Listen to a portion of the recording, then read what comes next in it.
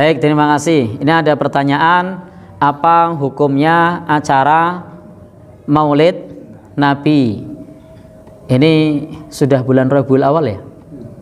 Baik. Jadi terkait dengan Maulid Nabi untuk Muhammadiyah itu menyampaikan di dalam bab ini tidak ada perintahnya, tidak ada larangannya. Jadi tidak ada larangan, tidak ada perintah. Sehingga Maulid Nabi bukan merupakan ibadah khusus, karena memang tidak ada perintah untuk mengadakan Maulid Nabi. Tapi juga tidak ada larangan untuk mengadakan Maulid Nabi.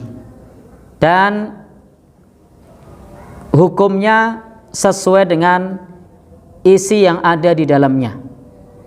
Ketika di dalam acara Maulid Nabi itu ada kemaksiatan, maka hukumnya haram. Contohnya apa? Contohnya misalnya campur aduk laki-laki perempuan.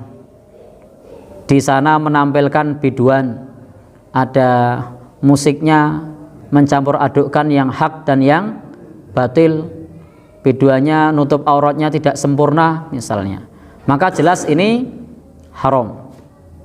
Kalau di dalamnya berisi dengan zikir-zikir yang tidak ada tuntunannya, maka sama, ini juga tidak boleh, karena di dalam agama kita dianjurkan kalau beramal, amal yang ada tuntunannya. Jadi segala sesuatu yang terkait dengan ritual itu ada namanya ibadah mutlak, ada ibadah muqayyad. Maka yang mutlak diperlakukan mutlak, yang muqayyad diperlakukan muqayyad. Kemudian jika di dalamnya terdapat sifat atau sikap ghulu, berlebih-lebihan kepada Nabi kita Shallallahu Alaihi Wasallam, maka ini juga dilarang. Jadi tidak boleh kemudian ghulu, berlebih-lebihan kepada beliau, karena beliau sendiri melarang kita berlebih-lebihan kepada beliau Shallallahu Alaihi Wasallam. Tempatkan beliau sebagai hamba Allah dan Rasulnya. Jangan sampai kita kemudian menempatkan beliau dengan kedudukan yang melebihi kedudukannya sebagai hamba dan Rasulnya. Tidak boleh pula di dalam acara tersebut terdapat kesyirikan dengan disertai memandikan jimat-jimat misalnya. Ini hanya ilustrasi ya, saya tidak tahu apakah ada yang seperti itu, tetapi intinya bahwa pada prinsipnya menurut Muhammadiyah itu tidak ada perintah, tidak ada larangan. Isinya, hukumnya sesuai dengan isinya seperti apa. Kalau isinya adalah mengingatkan orang untuk cinta kepada Nabi, ittiba kepada Nabi, maka itu sebatas memanfaatkan momentum saja. Tetapi kalau isinya adalah ritual yang tidak ada tuntunannya, jelas itu terlarang. Kalau isinya adalah berlebih-lebihan kepada Nabi, maka itu juga perkara yang terlarang.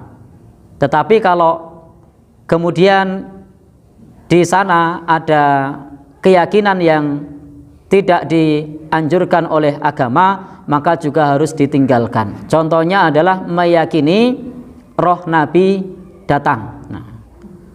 Kemudian berdiri menyambut kedatangan roh Nabi.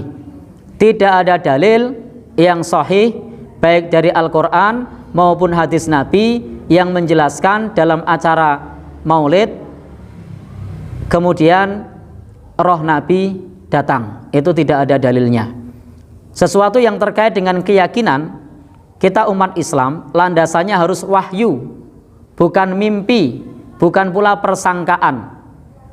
Jadi soal keyakinan, apalagi menyangkut perkara yang gaib, maka landasannya harus wahyu Al-Quran atau hadis Nabi Shallallahu Alaihi Wasallam, bukan persangkaan, bukan pula mimpi. Memang roh Nabi itu bisa berjumpa dengan orang beriman, hadisnya ada. Kalau terkait dengan mimpi, karena Nabi bersabda, man ro'ani fil manam faka'an nama ro'ani fil yaqdoh, maka seolah-olah dia telah melihatku dalam keadaan jaga. Jadi barang siapa yang melihatku dalam mimpi, maka seolah-olah telah melihatku dalam keadaan jaga. Itu benar. Kemudian Nabi bersabda bahwasanya fa inna syaiton la yatamassalu bi, setan tidak dapat menyerupai diriku kalau ketemunya dalam mimpi. Tetapi ingat, setan memang tidak bisa menyerupai Nabi, tapi setan juga bisa mengaku-ngaku Nabi. Nah, bisa saja setan menjelma menjadi orang yang berjubah begitu, lalu ngaku saya Nabi. Mungkin tidak? Mungkin. Nah, maka ketika mimpi ketemu Nabi, maka tidak usah diceritakan. Siapa tahu itu benar Nabi atau bukan, kita tidak tahu, dan rawan menjadi fitnah. Nah, maka kalau dalil mengenai Nabi datang pada saat acara, saya tidak mengerti tentang hal tersebut, dan tidak ada dalil yang sahih yang menjelaskan kedatangan roh beliau.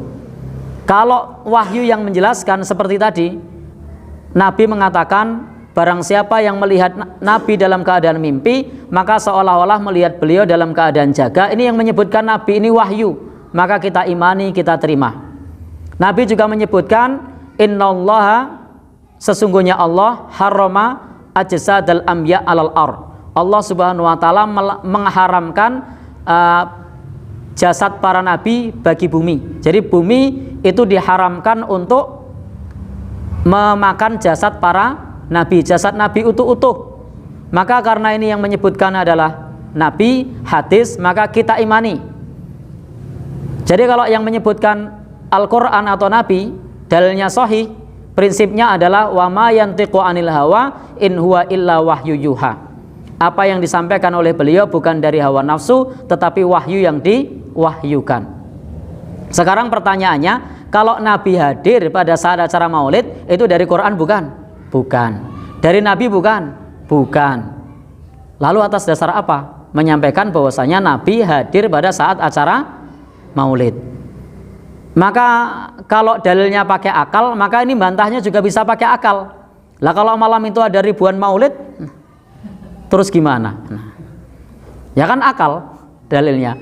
Maka dibantah pula dengan akal. Kecuali kalau wahyu yang menyebutkan, maka kita imani, kita benarkan. Kita tidak perlu berpikir panjang. Kalau wahyu menyebutkan, kita imani, kita benarkan. Masuk akal, tidak masuk akal, kalau wahyu yang menyampaikan, kita tunduk. Akal kita tunduk kepada wahyu.